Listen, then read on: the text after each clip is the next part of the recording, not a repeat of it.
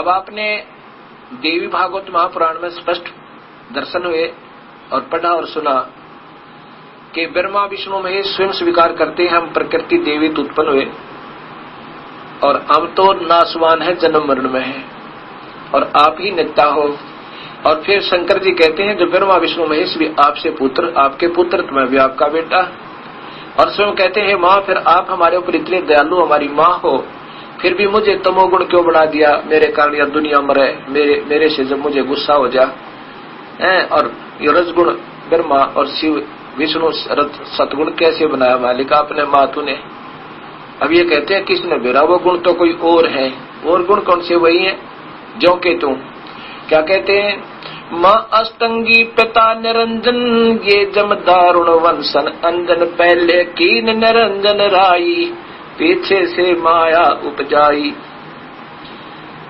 जैसे आपने सृष्टि रचना पट सुनी, उसमें लिखा है कि पहले आपने सुना कि पहले ब्रह्म की उत्पत्ति अंडे तक करी इस काल की, और फिर उस आत्मा ने जिसने सबसे पहले स्वीकृति दी थी प्रभु के सामने, कबीर साहब के सामने कि मैं काल के साथ जाना चाहती हूँ, उसकी प्रकृति बनाई, अष्टंगी बनाई, दुर्गा बनाई।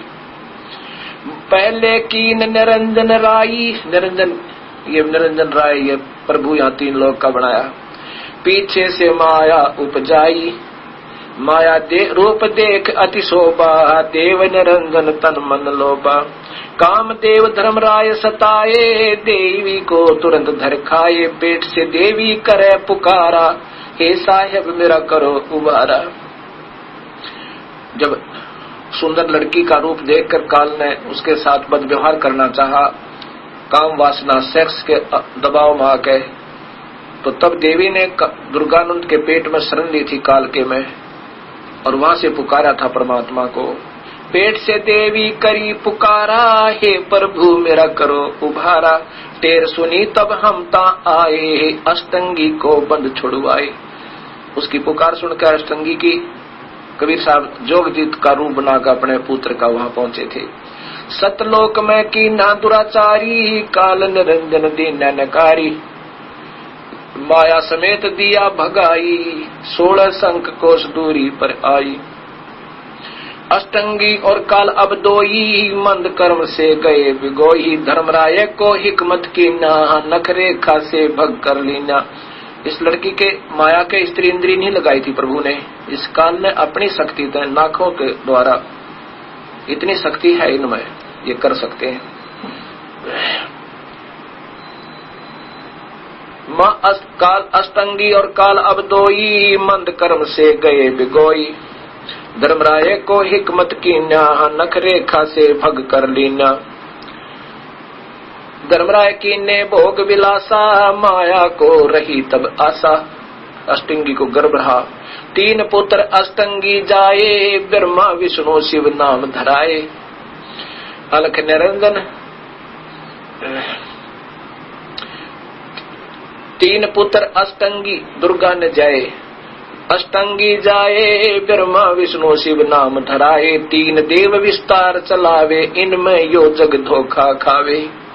ये तीनों ही ब्रह्मा विष्णु महेश, रजगुण ब्रह्मा, सतगुण विष्णु, तमगुण शिव जी, यही यहाँ पर विस्तार चला रहे हैं तीनों का, और इन्हीं की पूजा, 3 गुणों की पूजा तक ये सब धोखा खा रहे हैं। इसी का प्रमाण आपको गीता में दिया जाएगा।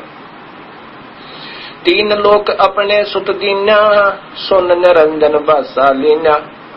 अलख निरंजन सुन ठिकाना, ब्रह्मा विष्णु शिव भेद न जाना। इनको भी नहीं मालूम बेचारों को कहाँ है हमारा पिता, धोखे में डाले हुए है। 3 देव सो उसको धावे, निरंजन का वो पार न पावे। ये तीनों ब्रह्मा विष्णु महेश भी थक दिए अपने भगवान पिता ने ढूंढ के, ये काल के भी दर्शन नहीं कर पाए। अलख निरंजन बड़ा बटपारा, 3 लोक जीव कीन आहारा। ये ज्योति निरंजन जिसको निराकार प्रकाश रूप ऐसा मानते हैं, अव्यक्त कहते हैं, निराकार आकार रहित, ये बड़ा ठग है, 3 लोकों के जीवों का आहार करता है। ब्रह्मा विष्णु नहीं बचाए, सकल खाए पुन धूल उड़ाए। इन ब्रह्मा विष्णु महेश की जब अवधि पूरी होगी, इनको भी भून कर खाओगा, और नए ब्रह्मा विष्णु महेश ऐसे ही पैदा करके अपनी पत्नी के द्वारा कोमा में रखता है, और फिर इनको होश में ला जाए, जवान हो जो, फिर इनको मालूम नहीं हम कौन है, कहाँ से है, ऐसे बेचारे उलझे रहते हैं ये प्यारी आत्मा भी। ब्रह्मा विष्णु शिव नहीं बचाए, सकल खाए पुन धूल उड़ाए, तिनके सुत है तीनों देवा, अंधे जीव करते हैं सेवा। ये उस काल के तीन बेटे ब्रह्मा विष्णु महेश, ये अंधे जीव इन्हीं की पूजा में लगे हुए। ब्रह्म काल सब जग जाने, आद ब्रह्म को ना पहचाने, काल पुरुष काहू ना चीन्या काल, अकाल पुरुष काहू ना चीन्या काल, पाए सभी गैलीन्या। अकाल पुरुष जिसका कति काल ना हो वो किसी ने नहीं पाया, इस काल को सब ने मान लिया। तीन देव विस्तार और अवतारा, हाथा को वजह सकल संसारा। तीन देवता और ये उन्हीं के अवतार, इन्हीं की सब महिमा गाते रहते हैं, इन्हीं की पूजा करते हैं। तीन गुणों की भक्ति में, तीन गुणों का ये विस्तारा, धर्मदास मैं कहूँ पुकारा।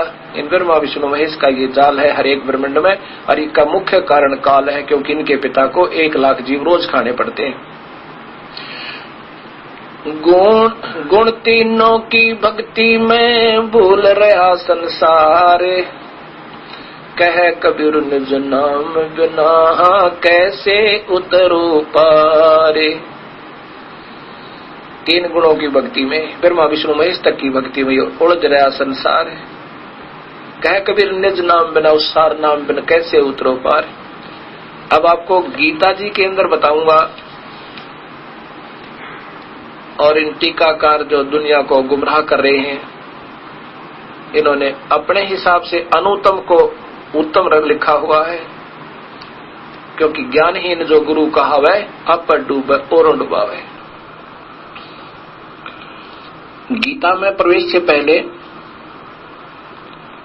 2 शब्द और बोलूंगा।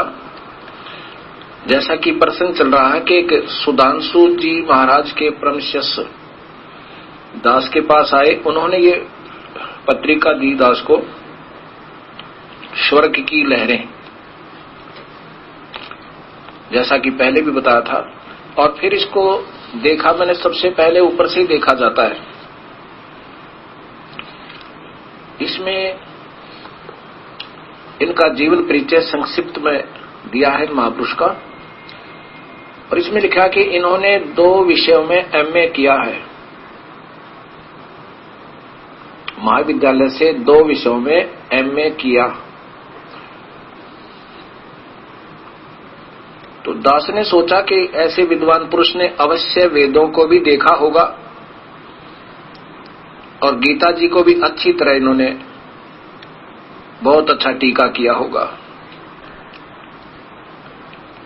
और मन में आया कि शायद इनके पास सत्य अवश्य मिलेगी, और शायद एक और मेरा साथी हो जाएगा, मुझे सहारा मिलेगा। नहीं तो अभी सभी ये सोच रहे होंगे कि ये महात्मा जी अपने आप को पता नहीं के टीरी खा समझ रहा है, और सभी को रिजेक्ट कर रहे हैं। ये दास किसी को रिजेक्ट नहीं कर सकता। मैं तो स्वयं इन संतों की धूल हूं चरणों की, और तड़प थी, चाह थी उस सत्य की जो इनके पास नहीं थी। अब पता चला, इसलिए फिर हमने ये इनके द्वारा टीका किया हुआ गीता जी,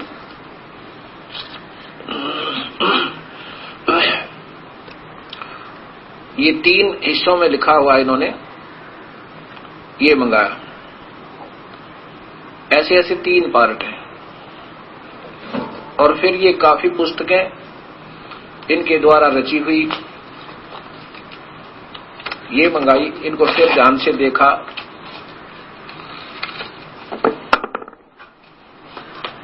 अब ये सब देखा, जब पता चला, इतना देखना पड़ा फिर इनको कि शायद सत्य मिल जावे।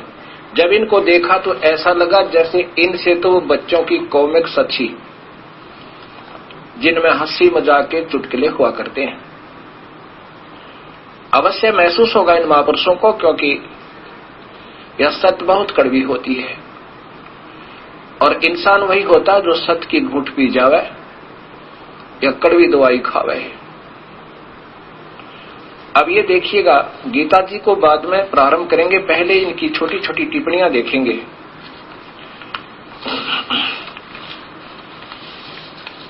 ये देखिएगा,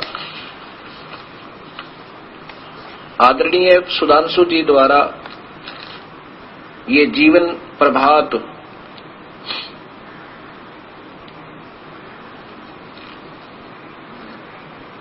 परम पूज्य सुधांशु जी महाराज,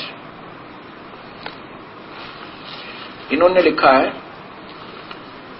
ये शाश्वत सत्य ओम, ओम मंत्र सदा रहने वाला अर्थात ब्रह्म भगवान का उपासना सबसे उत्तम है, क्योंकि इनकी दौड़ सुनी सुनाई है। इन्होंने लिखा है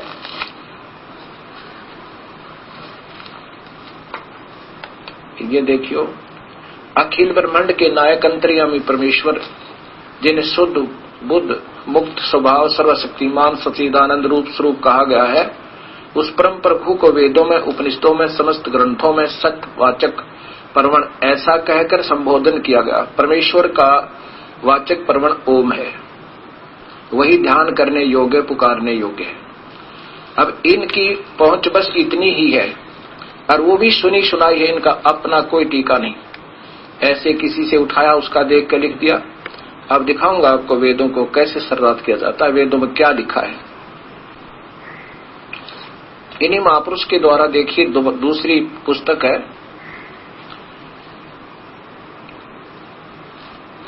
आत्म जागरण की वेला, परम पूज्य सुधांशु जी महाराज। ये यहां पर लिखते हैं इसके 132 पृष्ठ पे, ये देखिएगा, मोक्ष कोई स्थान नहीं है बल्कि चित्त की एक अवस्था है जिसमें स्थित हुआ जीव परमानंद का अनुभव करता है। और यहां इसी के 34 पृष्ठ पे कहते हैं, जब सृष्टि का अंत होता है, प्रलय होती है, जब सृष्टि की इतनी बार प्रलय होती है, इतने समय तक मुक्त होने वाली आत्माएं ब्रह्म धाम में पहुंचकर मोक्ष का आनंद लेती हैं। ये यहां बताते हैं ब्रह्म धाम कोई स्थान है, वहां पर ही मोक्ष होता है, वहां जाकर वो उस स्वर्ग में आनंद लेती हैं। मोक्ष स्वर्ग अक्षिणिक मुक्त अक्षिणिक ब्रह्म लोक तो नाशवान है, ये भी विनाश में आएगा। 8वें अध्याय का 32वां श्लोक, 8वें अध्याय का 16वां श्लोक। ये केवल एक ब्रह्मांड को भी ढंग से नहीं बता पा रहे हैं। अब देखिए चित्र, ये एक ब्रह्मांड का चित्र है। ब्रह्मांड, ये सारा एक ब्रह्मांड है। इसमें ये है वो ब्रह्मलोक, ब्रह्म धाम।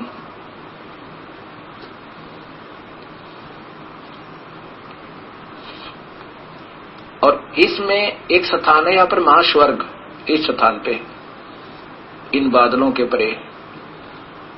और इससे दूर ये लक्ष्मी इसका दुर्गा का स्थान है, ये भगवान ब्रह्मा का, ये शिव का, ये विष्णु, जो काल ही 3 रूपों में रहता है, ये ब्रह्मलोक कहलाता है, ये ब्रह्मधाम है। इससे नीचे के लोक तो विनाश हो जाते हैं, ये ब्रह्मलोक कहते हैं इसको, इस ब्रह्मा के लोक को, ये इसको ब्रह्मलोक बोलते हैं, ब्रह्मा के लोक को। और इन्हीं के कलमा द्वारा अभी दिखाता हूं गीता में 8वें अध्याय का 16वां श्लोक के ब्रह्मलोक तो विनाश में आता है। अब इनसे पहले ये अन्य टीकाकारों की गीता जी देखिए, गीता प्रेस गोरखपुर से प्रकाशित,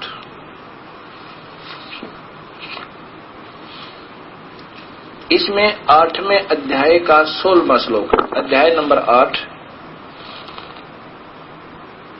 और श्लोक नंबर 16।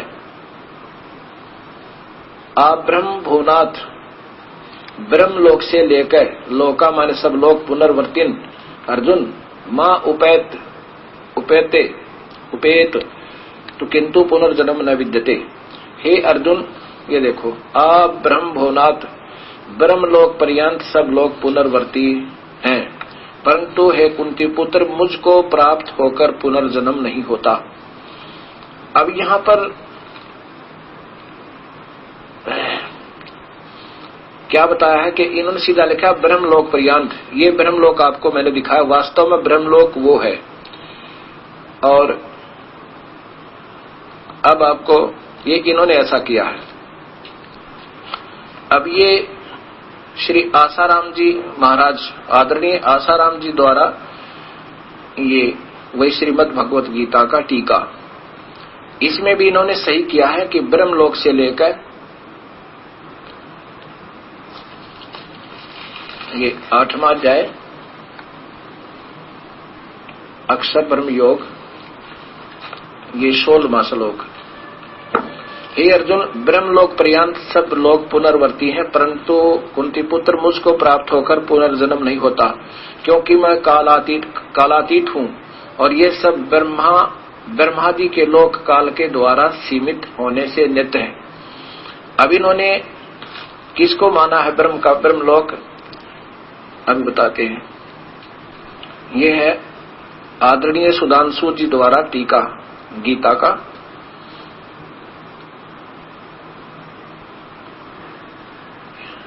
अध्याय नंबर 8 का और श्लोक नंबर 16। देखो ये 15 है, ये नीचे 16 है।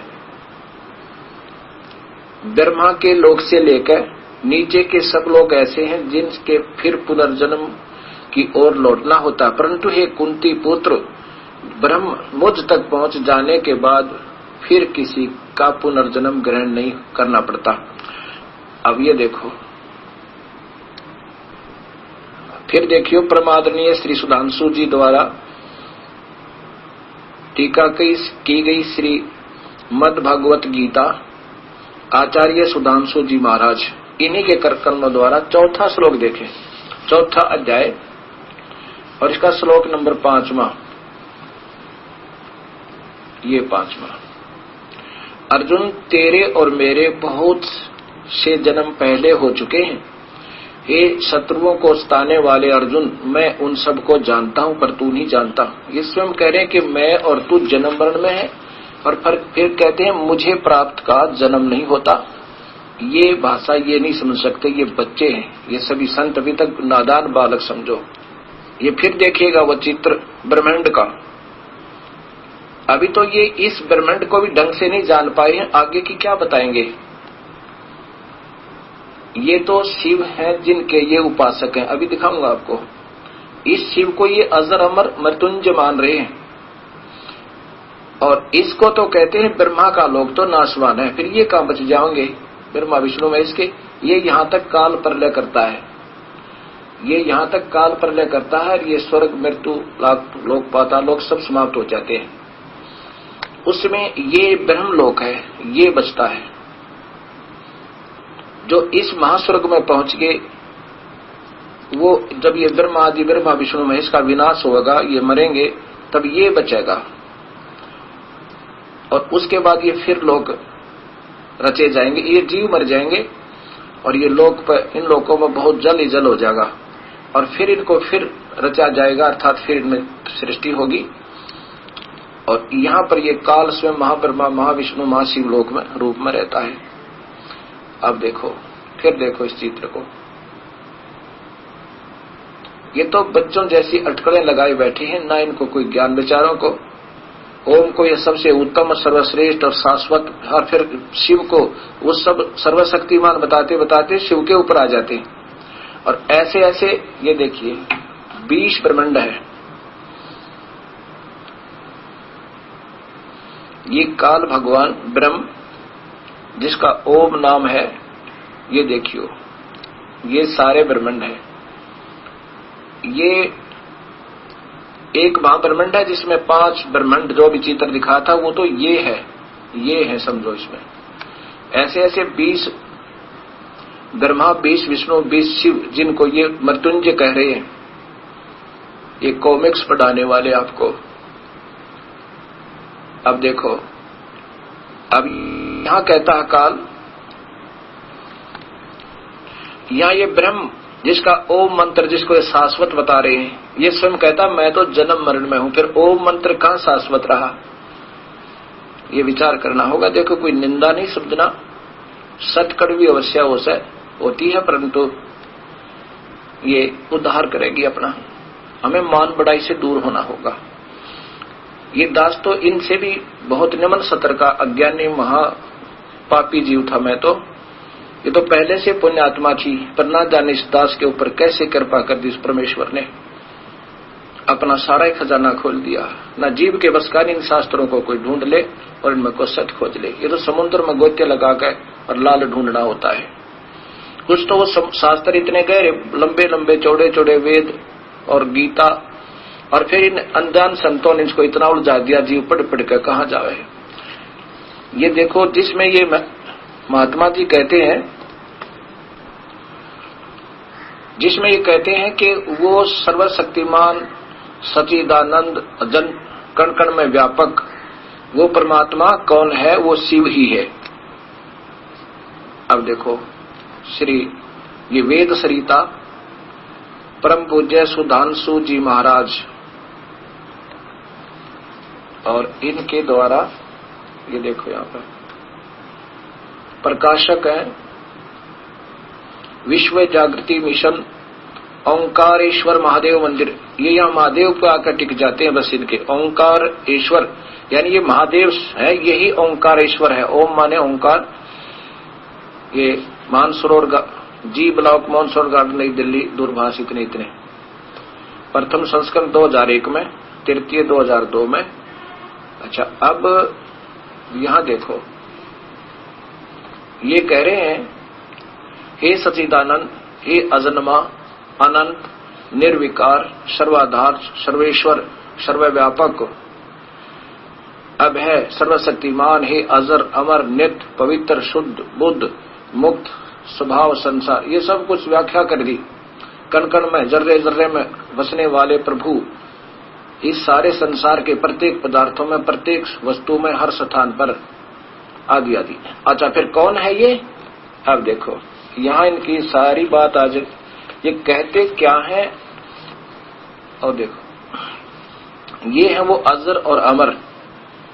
ये स्वयं कहते हैं, ये आदरणीय सुधांशु जी कहते हैं, शिव ही मृत्युंजय है। वो शिव ही है जो अजर और अमर है, जिसकी मैं व्याख्या करता आ रहा हूं। वो कौन है? ये त्रिनेत्रधारी, जिसकी जटा है, गंगा है, सिर पे गंगा दिखा रखी है, जटा दिखाई हुई है, गले में सर्प है, और बस यहां आकर इनकी बुद्धि स्थिर हो जाती है, जाम हो जाती है। ये देखो नीचे, भगवान शंकर मंगलदाता, कल्याण पद, सौभाग्य के देने वाले आशुतोष, जो शीघ्र प्रसन्न हो जाएं। भगवान शंकर ने अपने माथे पर चंद्र को धारण किया है, प्रतीक है शीतलता का। जीवन में आगे बढ़ने के लिए आवश्यक है कि माथे पर शीतलता रहे, लेकिन भगवान शंकर ने गले में सर्पों की माला डाली है। ये वही शंकर है, इससे सिद्ध हो गया जो गले में माला रखता है, आदि आदि। और इसको कहा ये मृत्युंजय है, यही है वो मृत्युंजय, शिव ही मृत्युंजय है। इन्होंने हर जगह यही लिखा है कि ये शिव ही मृत्युंजय है। इन्हीं के करकमलों द्वारा ये आपने देख लिया कि ये वही परमात्मा है जो अजर और अमर है। और अभी आपने देवी भागवत महापुराण दिखाता हूं। अब ये देवी भागवत महापुराण फिर एक बार आपको देखना पड़ेगा, नहीं तो ये चतुर प्राणी आपको फिर विचलित कर देंगे। क्योंकि ये थे तो नेक आत्मा पहले तो, क्योंकि इन्होंने स्वयं तलाश थी प्रभु की, लेकिन ये ऐसे जैसे इनके जीवन चरित्र से अभी आपने देखा, इसमें स्वर्ग की लहरें इसके पीछे लिखा है इनका संक्षिप्त जीवन परिचय। ये बेचारा 6 महात्माओं के पास गया, तलाश थी प्रभु की, उन्होंने जैसा ज्ञान था वो भूस इसमें में भर दिया, वो ज्ञान भर दिया। ये बेचारे उस ज्ञान को सत्य मान के डोल पीटने लगे। अगर इन्हीं में ये सत्य ज्ञान आ जाता,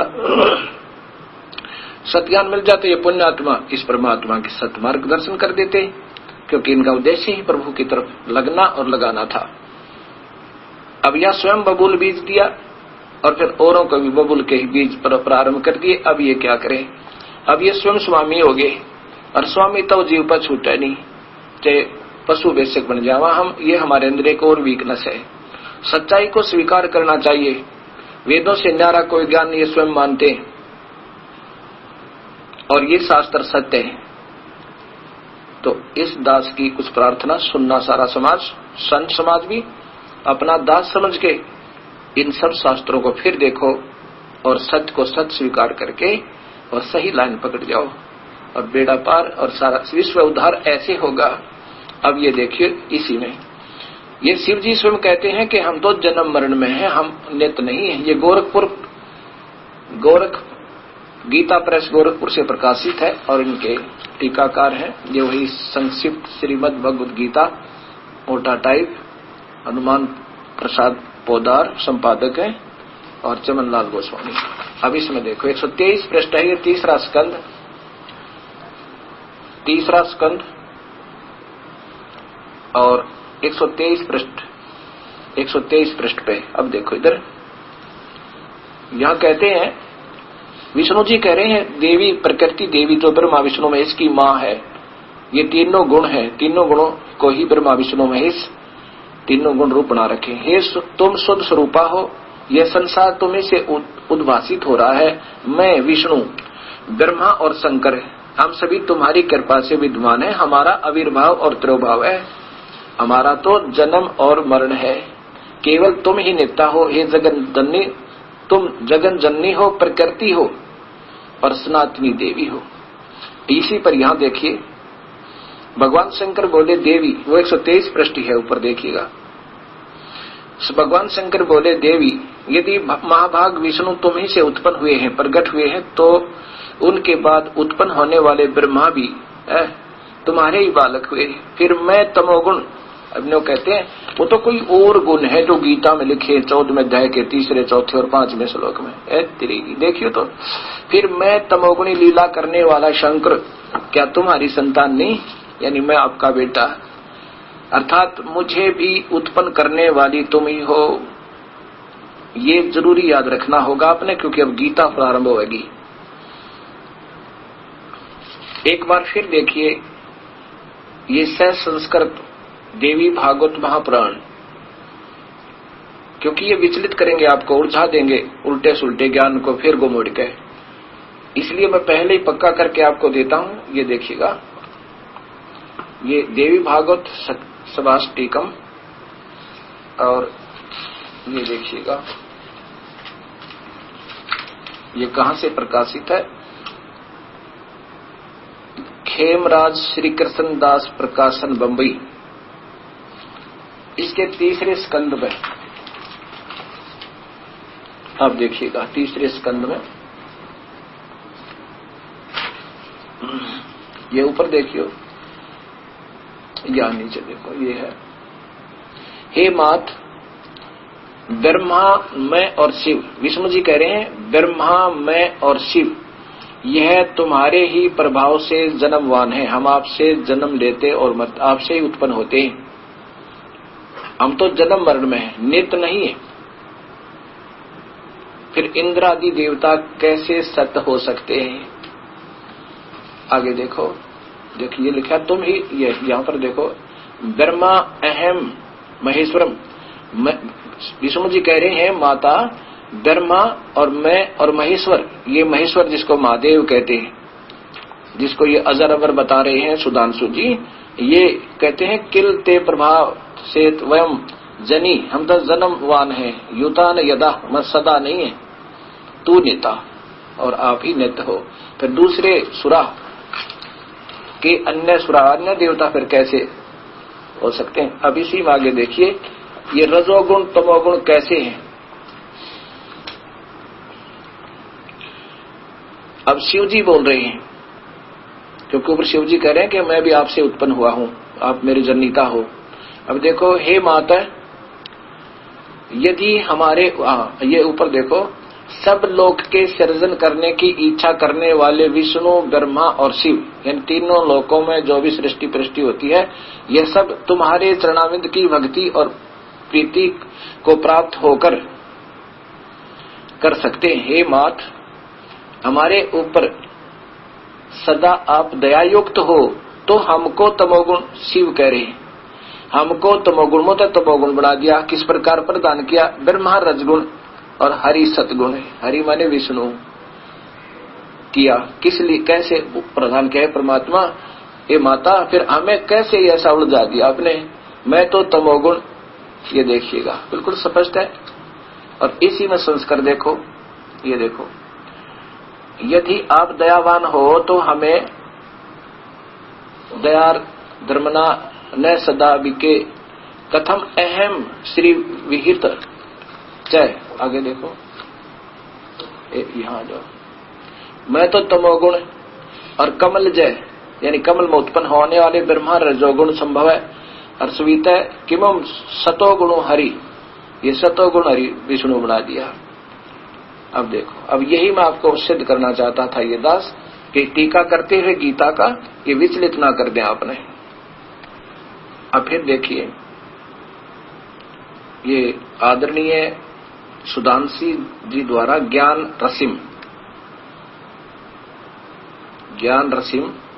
परम पूज्य सुधांशु जी महाराज ये कहते हैं कि भगवान श्री कृष्ण ने जब सुबह तक युद्ध किया, शाम तक, फिर आकर के भगवान कृष्ण, ये इन्हीं के, ये पृष्ठ नंबर 76 पे है, इसी में भगवान कृष्ण युद्ध से लौटकर आते हैं और कहते हैं अर्जुन घोड़ों को खोल दे, कुछ देर शांत होकर उस परब्रह्म से अपने को जोड़ो।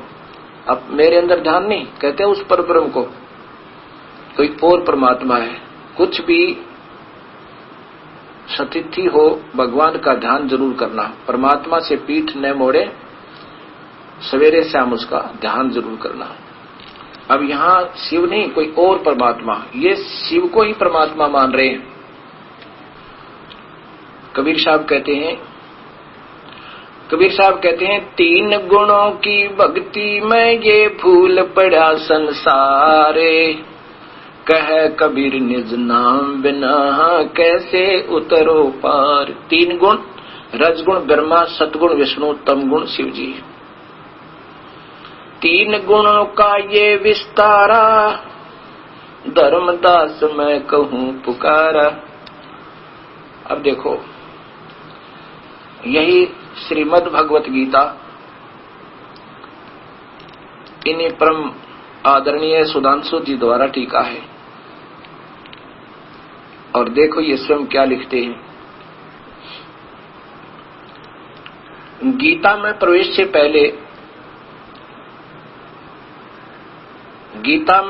से पहले ये जानना बहुत जरूरी है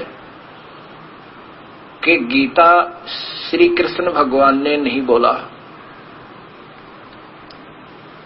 क्योंकि अभी तक इन महापुरुषों की बुद्धि यही टिकी हुई है, श्री कृष्ण को परब्रह्म, श्री कृष्ण को पूर्ण ब्रह्म, यही सर्वशक्तिमान, और फिर शिव जी के ऊपर टिकते हैं महेश्वरम महादेवम। अब इनको यही नहीं मालूम तुम कह क्या रहे हो और करना क्या है, वह शास्त्रों में विद्यमान क्या वस्तु है। अब किसी का दोष नहीं, क्योंकि ये दास भी पहले बर्मी था, बहुत तलाश थी प्रभु की, और हरदम आंखों में पानी गिरता रहता था, ये क्या जीवन है। सामने सोए, सुबह धंधा किया, रात ने पढ़कर फिर सो गए, फिर धंधा किया, फिर पढ़कर सो गए। हे परमात्मा, क्या यही मनुष्य जीवन था? फिर यही छोड़ दिया था, परमेश्वर यदि कोई परम शक्ति है, आप ही संभालो इस नीच व्यक्ति को, नीच आत्मा को। जिस भी सत्संग में संत के विचार सुनते बहुत अच्छे लगा करते, क्योंकि वो तो कॉमिक्स सुनाया करते थे, कॉमिक्स, चुटकुले।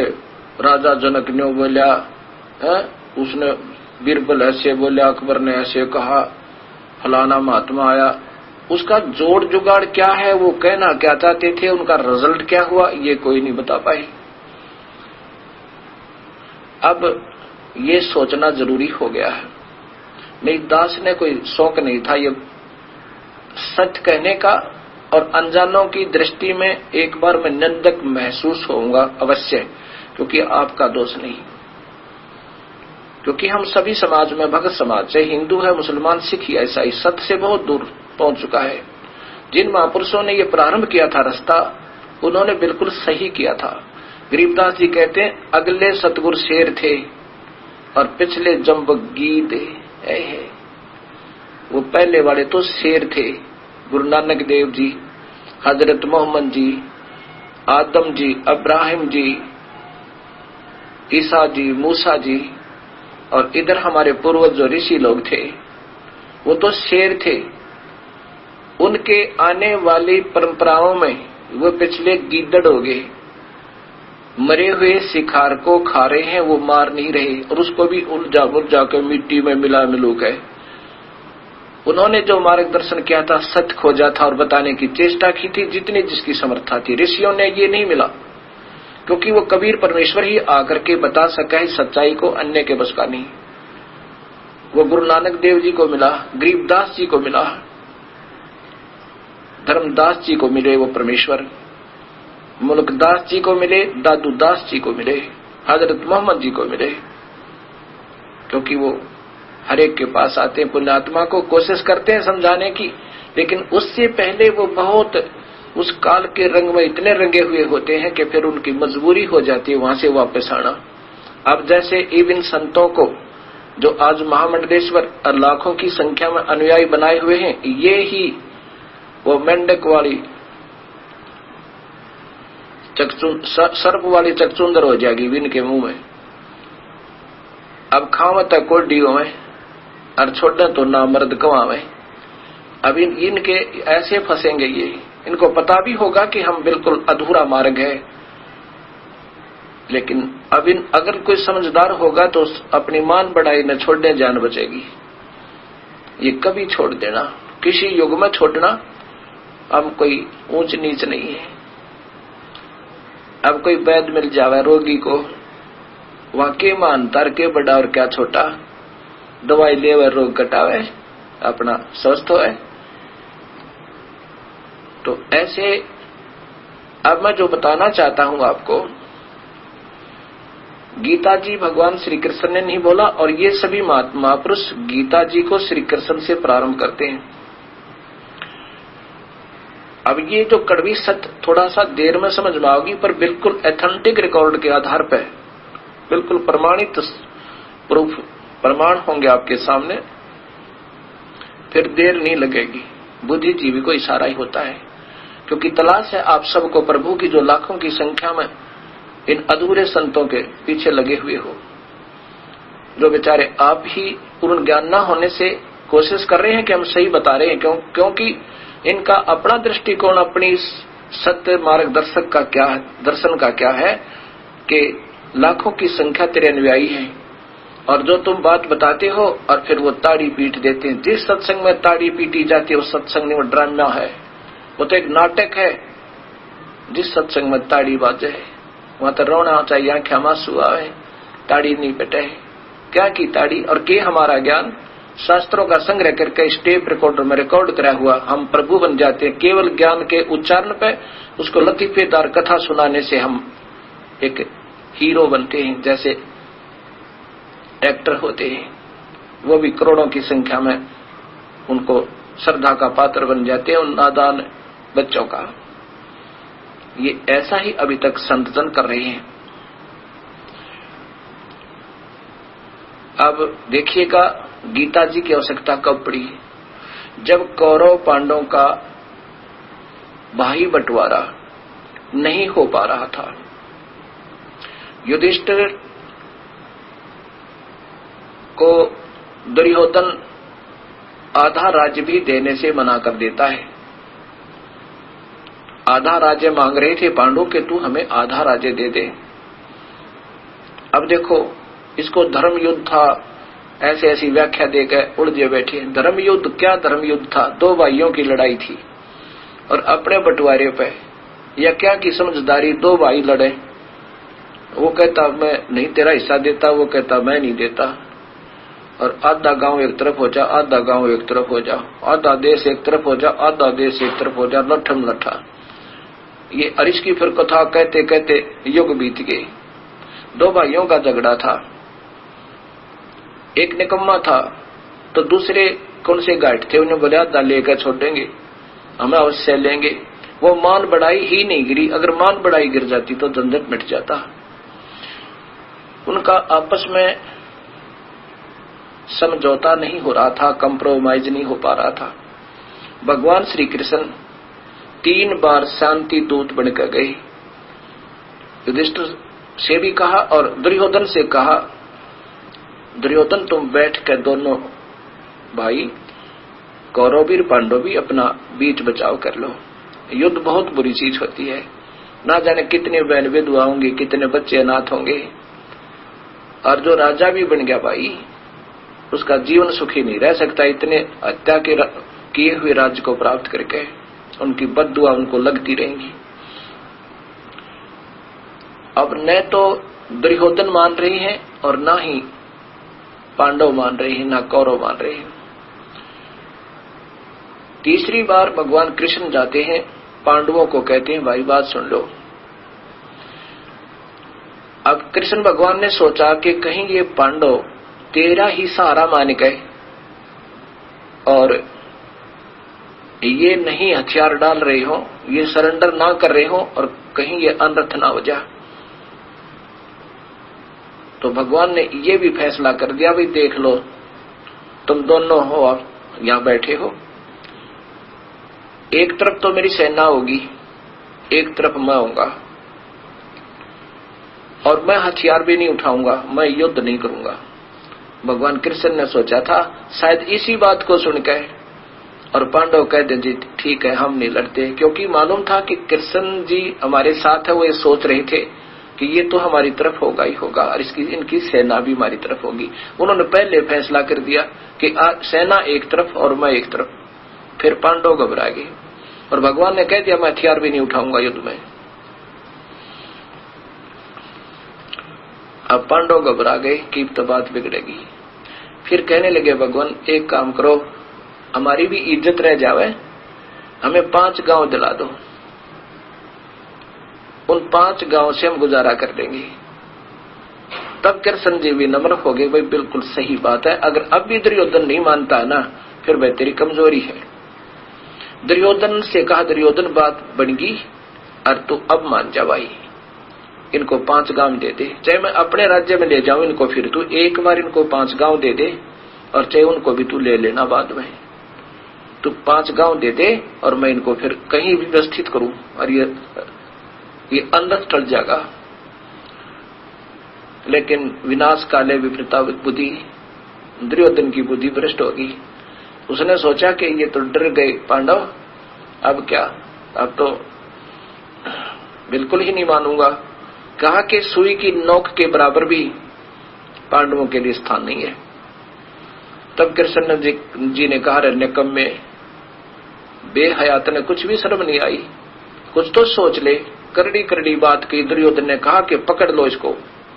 अपनी सेना वहां बैठे थे 101, तो ये योद्धा खुद बैठे थे पांडव और महामंत्री बैठे थे, पकड़ लो इसको अहिर के बच्चे को। तब भगवान श्री कृष्ण ने अपना विराट रूप दिखाया। सिद्धि होती है संतों पे, अपना विकराल रूप कभी दिखाकर किसी को डरा सकता है ये ब्रह्म तक के उपासक। तो उससे वो सब घबरा गए, सबकी आंखें बंद हो गई उनका तेज न देखकर, उनका भयंकर रूप न, और वो वहां से भगवान कृष्ण निकल गए और युद्ध की तैयारी होगी। अब इससे पहले एक और विचार करना होगा कि भगवान कृष्ण त्रिलोकीय भगवान विष्णु के अवतार अर्थात वही ज्यों के त्यों माने जाते हैं। एक समय भृगु ऋषि जी ने भगवान श्री विष्णु की छाती में लात मारी। भगवान विष्णु ने कहा था, हे ऋषिवर, हे ब्राह्मण, आपके पैर के चोट तो नहीं आई, आपका कमल जैसा कोमल पैर और मेरा पत्थर जैसा सीना था, कि आपको दर्द तो नहीं हुआ?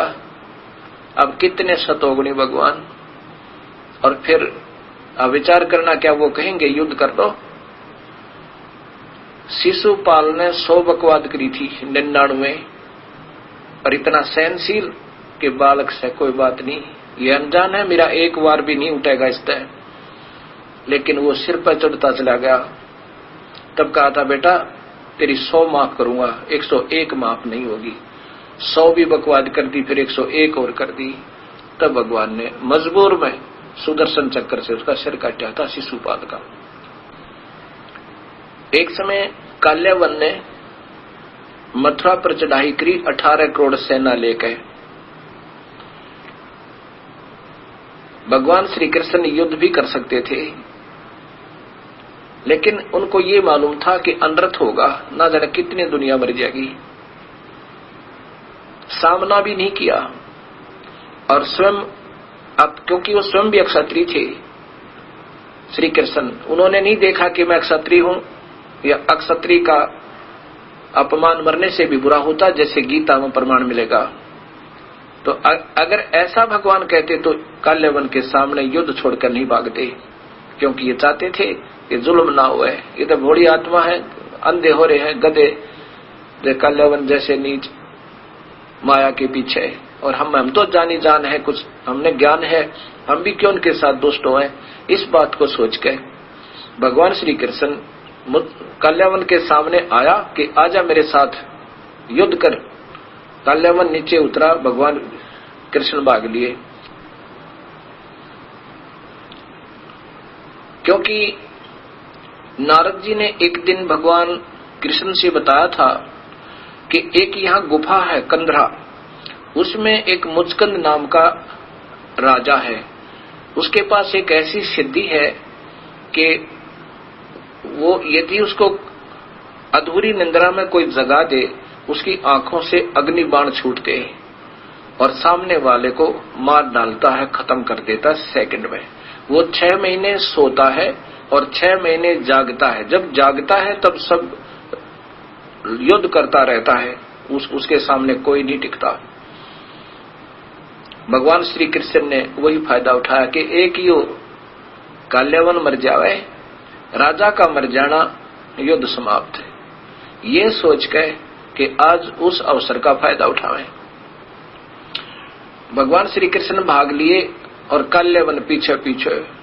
भगवान श्री कृष्ण दौड़ के उस गुफा में अंदर गहरे चले जाते हैं, जिसमें मुचकंद राक्षस राजा सोया पड़ा था। अंदर जाके भगवान कृष्ण ने अपना वो पीतांबर जो साथ रखते थे, ऐसा कपड़ा पीला सा, उस पीतांबर को मुचकंद के ऊपर डाल दिया। काल्यावन ने सोचा कि ये छुप गया यहाँ आके कृष्ण, क्योंकि उसने उस कपड़े की पहचान थी, और छुप कर सो गया।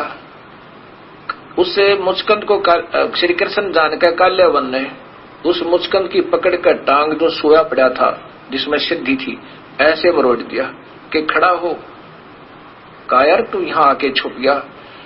अब वो मुचकंद उठा, आंखें खोली तो उसके आंखों से वो अग्निबाण निकले और काल्यावन मर गया। और मुचकंद फिर खराटे भरने लग गया, पड़कर सो गया। उसकी पकड़ कर एक हाथ और एक टांग, किसकी? काल्यावन की। भगवान श्री कृष्ण ने उनकी सेना के सामने लाकर पटक दिया। अब राजा की मृत्यु हार, तो सब राजा की लेकर सबको, और वो वापस लौट गए काल्यावन। और भगवान श्री कृष्ण ने रातों रात विश्वकर्मा से प्रार्थना की कि एक द्वारका नाम का नगर बना दे समुद्र में, द्वार इका, जिसका एक द्वार हो, एक रास्ता हो, बाकी रास्ता ना हो उसमें। भगवान ने सोचा ये तो पागल कुत्ते हैं, समझाऊं इनको सतमार्ग। ये राजा लोग और पीछे पड़े हुए, कभी जरासंध, कभी कोई है, कभी किसी के साथ झगड़ा, कोई कुछ कर रहा है। इससे अच्छा समुद्र में जाके भगवान ने शरण दी और वहां पर अपनी सारी सेना को, एक ही द्वार था उसका, अन्य एंट्रेंस एक थी, उसमें सारी सेना रखती और सब जगह चारों तरफ, तीनों तरफ समुद्र है, समुद्र था। अब कोई आएगा पर तुम जो इतनी दूर जाएगा कौन, और आवेगा तो उसके साथ हमारी सेना एक ही स्थान पर डट कर मुकाबला कर लेगी। अब इन उदाहरणों से आपको क्या ज्ञान होगा कि भगवान श्री कृष्ण, वो प्यारी आत्मा, वो सतोगुण भगवान युद्ध नहीं करवा सकते। और ये नहीं कह सकते तू अक्षत्रिय है अर्जुन, अक्षत्रिय का अपमान मृत्यु से भी बदतर होता है, क्योंकि स्वयं भगवान श्री कृष्ण अक्षत्रिय होते हुए युद्ध के मैदान से भाग गए थे, क्योंकि उनको पता था ये अंदर से अच्छा हार ही अच्छा होता है।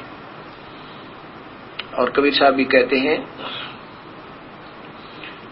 कि आवत गाड़ी एक है उल्टा हो अनेक, कह कबीर ना उलटियो वो रह एक की एक। गाली ही से उपजे कलह कष्ट और मीचे, आर चल सो संत है लाग मर सो नीचे। तो श्री कृष्ण जी इतने सतोगुण भी थे, क्योंकि संत का हारना ही उसकी विजय होती है। अब क्या होता है, जब पांडव नहीं मानते हैं, कौरव नहीं मानते हैं और पांडव भी कहते हैं कि अब तो देखो हमारी मजबूरी, हम अवश्य मरे चाहे जीवे, जब इसकी इतनी बुद्धि भ्रष्ट है, हम 5 गांव मांग रहे तो भी नहीं दे रहे, तो हम युद्ध करेंगे। तब ऐसा ही हुआ, दोनों सेना आमने सामने होगी। भगवान श्री कृष्ण अर्जुन के रथ का सारथी है, सारथी बने हुए हैं और युद्ध के मैदान में जाते हैं। श्री भगवान कृष्ण से अर्जुन कहता है, भगवान दोनों सेनाओं के बीच में मेरे रथ को खड़ा कर दो, मैं देख लूं मेरे साथ युद्ध करने के योग्य कौन है। जब वहां जाकर देखा कि सभी भाई भतीजे चाचे ताऊ मामा साले ससुरे और गुरुदेव भीष्म पितामह द्रोणाचार्य जैसे महापुरुष, और फिर वो ना जाने कितने बच्चे जो फौज में भर्ती थे यानी सैनिक, फिर दृष्टि की उनके बच्चे अनाथ होंगे, उनकी विधवा पत्नी विधवा होंगी, ये सोचकर श्री कृष्ण ने लड़ना बंद कर दिया। ये सोच लिया कि इसे जुल्म के, इसे कुकर्म किए हुए युद्ध को करके यदि हम राज्य को प्राप्त करेंगे तो उसमें कोई चैन नहीं हो सकता, इससे अच्छा तो हम भिक्षा का अन्न मांग कर खा लेंगे। ये आपको अध्याय नंबर 1 और 2 में प्रत्यक्ष प्रमाण मिलेगा। हम ये जुल्म नहीं करेंगे। और मैं तो ये चाहता हूं कि मुझ नियत थे पर ये दुर्योधन तीर लिए हुए मेरे तीर मार दे, मैं मर जाऊं और मेरे एक मरने से ये युद्ध टल जावे। ये सोच के अर्जुन युद्ध के पिछले हिस्से में बैठ गया, रेस्ट हाउस जो रेस्ट करने का होता है, युद्ध का नहीं था। तब श्री कृष्ण ने देखा, अब कृष्ण जी अगर अपने कृष्ण जी ही बोल रहे होते तो कह देते अर्जुन के मना करने पे मैं युद्ध नहीं करूंगा। कृष्ण जी कह देते धन्य तेरी मां ने, धन्य तेरे माता पिता ने, अर्जुन ने बहुत ऐन मौके पर बात संभाल ली और चल वापस, कुछ नहीं बिगड़ा अभी तक। लेकिन नहीं, अब इस काल ने जो ब्रह्मा विष्णु में इसके पिताजी हैं, ये ब्रह्म जिसका ओम मंत्र है, जिसको शाश्वत कहा नादान संतों ने, अनजानों ने, जो शेर को गऊ बतावे, सर्प को अच्छा पशु बतावे। अब ये तो काल है, सबको खाता है। गीता जी के 11वें अध्याय का 32वां श्लोक देखो, वो स्वयं कहता है मैं काल हूं और सबको खाऊंगा। वो काल भगवान श्री कृष्ण के शरीर में प्रवेश कर गया, आके कर गया, क्योंकि वो गुप्त रूप में सब कार्य करता है। किसी में प्रवेश करके, किसी को गुप्त आकाशवाणी करके, ये सब खेल ये काल खेल रहा है, ये ब्रह्म खेल रहा है, जो 21 ब्रह्मांड का प्रभु और ब्रह्मा विष्णु महेश का पिता है। पहले आदरणीय सुधांशु जी के कर कमलों द्वारा भाषा भाष्य ये श्रीमद् भगवत गीता, आचार्य सुधांशु जी, इन्हीं के द्वारा ये 11वें अध्याय का अध्याय नंबर 11 का श्लोक नंबर 32 देखो, मैं लोकों का विनाश करने वाला काल हूं। ये कह रहे कृष्ण कह रहा है, कृष्ण के अंदर, श्री कृष्ण जी के अंदर वो काल ब्रह्म, वो क्षर पुरुष प्रवेश कर गया और जो अब बड़ा हो गया हूं और यह यहां इन लोगों का दमन करने में लगा हुआ हूं। ये परस्पर विरोधी सेनाओं में पंक्तिबंद खड़े हुए योद्धा तेरे कर्म के बिना भी शेष नहीं रहेंगे। इसका वास्तव में ये है कि मैं अब प्रवृत्त हुआ हूं, प्रवृत्त माने अब प्रगट हुआ हूं, मतलब अब वास्तविकता मैंने अब दिखाई है, अब ये मेरा वास्तविक रूप मैंने दिखाया है, मैं इस कृष्ण में प्रवेश हूं। बाहर मतलब उससे और नारा दिखाया, कृष्ण जी को अंतर्ध्यान कर दिया। अब कहता ये हूं मैं वो काल। अब बताओ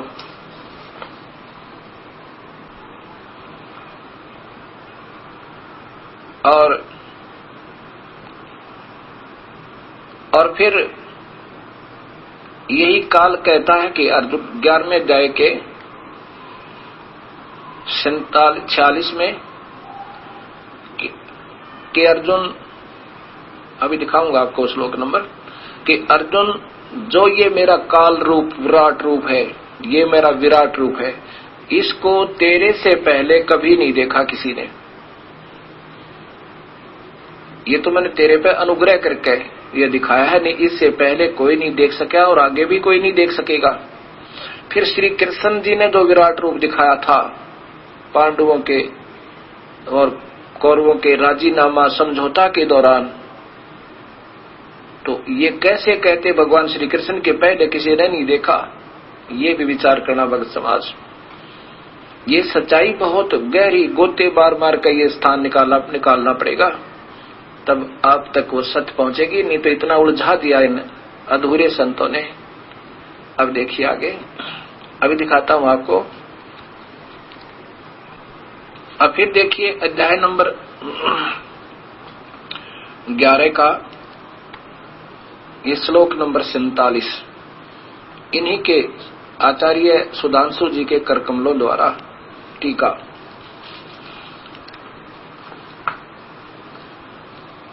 ये देखिए अध्याय नंबर 11 और श्लोक नंबर, ये देखो 47। हे अर्जुन, मैंने प्रसन्न होकर अपने दिव्य शक्ति के द्वारा तुझे यह परम रूप दिखाया, जो तेजों में सर्वोपरि असीम और आधे सबसे पहले का, जिससे तेरे सिवा और दूसरे ने पहले और किसी ने नहीं देखा, तेरे सिवा तुझसे पहले किसी ने नहीं देखा। अब बताओ, अब आप ही विचार कर लेना भक्तात्माओं, ये सच्चाई कहाँ छपी हुई है, कहाँ? अब ये जो सत्संग चल रहा है शंका और समाधान पे, क्योंकि ये परिभाषा प्रभु की जो आस्था जैसे पवित्र चैनल पर चली,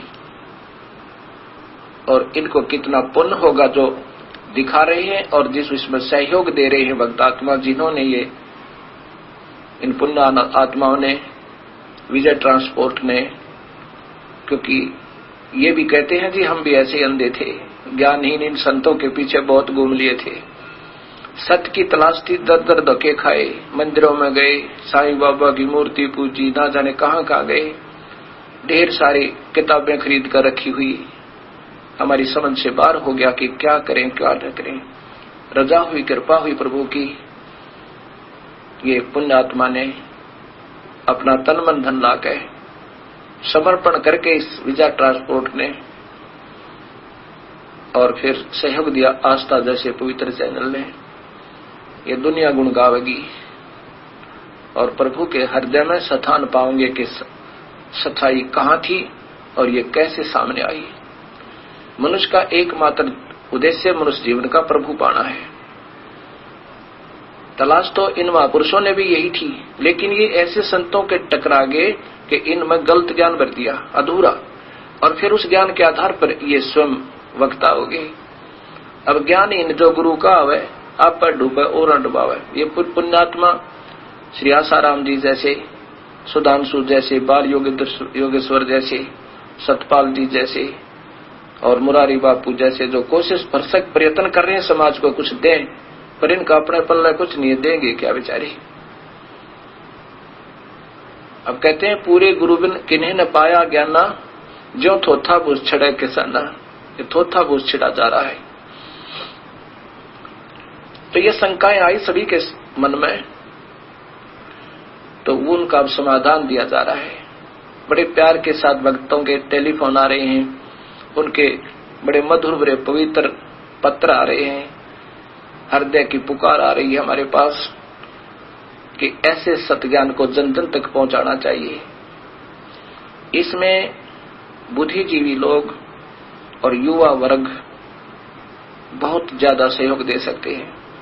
आज किसी को कोई बहका नहीं सकते ये संत। पहले तो बहका दिया करते, वो झूठ बोलता है, उसने क्या मालूम है, और अब ये शास्त्र सब मुंह बंद कर देंगे सबका, जो और बोलेंगे तो वो गलत बोलेंगे, समाज उनको दूना लताड़ेगा कि अब तो चुप हो जाओ, बहुत दिन बहका लिया दुनिया को, अब तो शर्माओ, कुछ थोड़े बहुत शर्म करो, सत्य को स्वीकार करो, औरों को भी बताओ, फिर डंडोरा पीटो इस परम पिता की महिमा का।